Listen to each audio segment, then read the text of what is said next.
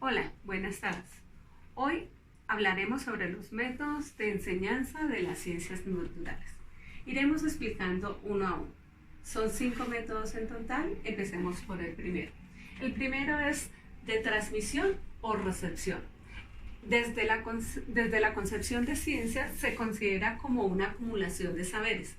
Esa acumulación de saberes están dadas, ya están predeterminadas, no permiten cambio. Se toma como la ciencia, como una verdad absoluta.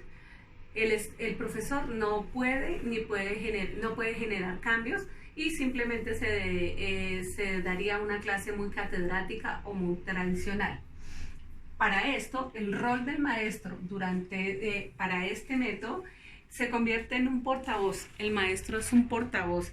Se dice que es un portavoz de la ciencia y quien contiene el conocimiento. O sea, el maestro simplemente se encarga de transmitir los conocimientos. ¿Y cuál sería el rol del estudiante para este método? Sería simplemente el receptor. El maestro tiene el conocimiento y el estudiante se limita a recibir. Se considera al estudiante como una tabula rasa. Él no puede alterar los conocimientos dados por el profesor. Es por eso que se toma como una ciencia absoluta, definida y determinada. El segundo método que tenemos para la enseñanza se llama por descubrimiento. También un concepto dado desde la ciencia se dice que la ciencia es un agregado de conocimientos, pero que este conocimiento está cercano al estudiante y desde su concepto.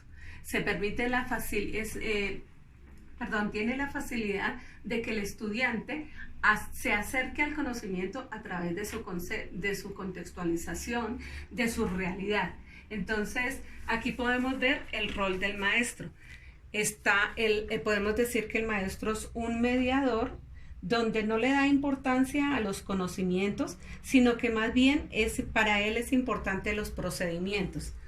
Para enseñar los procedimientos, él le induce a los estudiantes para que observen, hagan sus planteamientos y generen sus experiencias. Y entonces, consecuente a esto, ¿cuál sería el rol del estudiante? Pues el rol del estudiante sería una contextualización desde su entorno, desde su realidad. Ellos empiezan a mirar, a descubrir, a generar.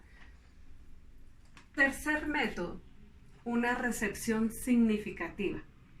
Desde la ciencia se considera que la ciencia es un cúmulo de conocimientos que pueden generar compatibilidad entre el conocimiento científico y el cotidiano. Hace una relación entre los conocimientos que tiene la ciencia y cómo se pueden adaptar o cómo pueden ser compatibles con los conocimientos diarios o cotidianos que se tienen. Es importante tener en cuenta que se tienen en cuenta los presaberes tanto del docente como del estudiante. ¿Cuál sería en este caso el rol del maestro? El rol del maestro es un guiador. Dice que da una explicación a los conceptos previos. Se enfoca en los conceptos más que en el procedimiento. Aquí tenemos una diferencia entre el concepto de recepción significativa y el concepto de descubrimiento, porque el descubrimiento se enfoca más en el procedimiento y en este caso se enfoca más en los conceptos. Para este método, ¿cuál sería el rol del estudiante? Pues el rol del estudiante sería el que se le tiene en cuenta los conceptos previos. De tal forma, él se va acercando a los conocimientos de las diferentes disciplinas, pero los puede ir adaptando, los puede ir modificando. Luego continuaremos con el siguiente. Continuando con los métodos de enseñanza, tenemos el cuarto método que se llama el cambio conceptual. Desde la ciencia se reconoce como la estructura conectiva del estudiante. Esto quiere decir que el estudiante tiene una estructura de conocimientos, pero se genera él como un conflicto de saberes. ¿Por qué? Porque él ya tiene sus conocimientos previos, ya tiene sus conocimientos de saberes y empieza a transformar el conocimiento a través de todo lo que él empieza a recibir. Para este caso, el rol del maestro simplemente sería aquel que va a plantear situaciones para generar conflictos en el conocimiento del estudiante. Pero estas situaciones que plantea deben ser intangibles, creíbles y más grandes que los propios saberes que tiene el estudiante. Entonces, las situaciones deben ser que generen ese conflicto, esa pregunta, esa inquietud en los estudiantes. Y para este modelo, el rol del estudiante está dedicado a modificar sus saberes. Dice que debe ser un estudiante activo y posee una estructuración cognitiva que puede modificar o cambiar sus saberes de acuerdo a sus intereses. O sea, él puede conocer la ciencia, pero al mismo tiempo no, como dicen en el arte popular, no va a tragar entero. A raíz de su conocimiento y de lo nuevo que está, entonces empieza a replantear y a reformular sus ideas y sus conceptos.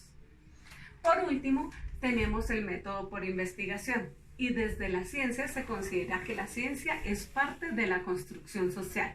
Como lo decíamos anteriormente, la ciencia hace parte del contexto y de la construcción social. Dice que es considerado parte esencial de la sociedad y por lo tanto se considera al científico como un sujeto social que investiga.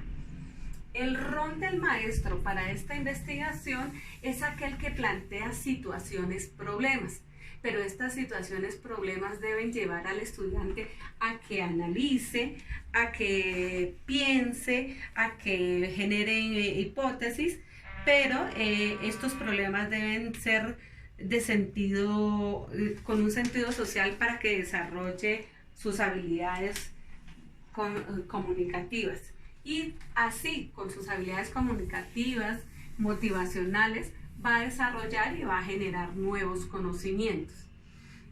Para este método de enseñanza, el estudiante también debe ser activo y debe generar sus propias posturas sobre la información que se le adquiere, sobre la información que se le da. Él va a generar nuevas ideas, nuevas hipótesis, nuevas preguntas para generar un nuevo conocimiento cercano a las ciencias.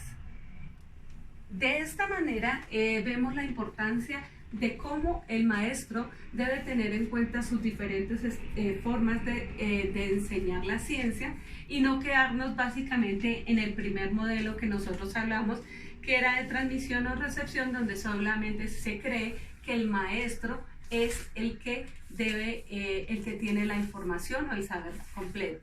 Debemos ser maestros activos, debemos ser maestros que inviten por descubrimiento, por investigación y por